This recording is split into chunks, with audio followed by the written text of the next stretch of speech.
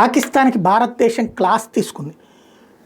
ఏదైతే న్యూఢిల్లీ మీద తాజాగా మరోసారి నోరు పారేసుకోవడం, ఏదైతే అక్కడ ఉన్నటువంటి బెలూచ్ రెబల్స్ చేసినటువంటి విషయం, దీని మీద విదేశాంగ శాఖ అధికార ప్రతినిధి రణధీర్ జైస్వాల్ తీవ్రంగా స్పందించారు. ఇతరుల మీద వైపు వేళ్లు చూపించే బదులు మీ అంతర్గత సమస్యల మీద దృష్టి సారించండి అని చెప్పారు. బలూచిస్తాన్లో జరిగిన రైలు హైజాక్ ఘటన మీద పాక్ విదేశాంగ అధికార ప్రతినిధి షఫ్కత్ అలీ ఖాన్ గురువారం మీడియాతో మాట్లాడుతూ భారత్ మీద అక్కసు వెళ్ళగక్కారు. భారత్ తమ దేశానికి వ్యతిరేకంగా ఉగ్రవాదాన్ని ప్రోత్సహిస్తోందంటూ తీవ్ర ఆరోపణలు చేసిన నేపథ్యంలో పొరుగు దేశాలు అస్థిరత నెలకొల్పేందుకు ప్రయత్నిస్తూ ప్రపంచవ్యాప్తంగా హత్యాకాండకు పాల్పడుతోంది అని చెప్పడం, గతంలో బలూచ్ లిబరేషన్ ఆర్మీ అఘాయిత్యానికి పాల్పడిన భారత్ వైపు చూపించేవాళ్ళు ఇప్పుడు పాక్ విదేశ విధానంలో ఏమైనా మార్పు ఉంటుందా అంటూ మీడియా నుంచి ఎదురైన ప్రశ్నకి షఫ్కత్ అలీ ఖాన్ ఈ విధంగా స్పందించిన నేపథ్యంలో పాక్ విదేశీ విధానంలో ఎలాంటి మార్పు లేదని స్పష్టం చేశారు.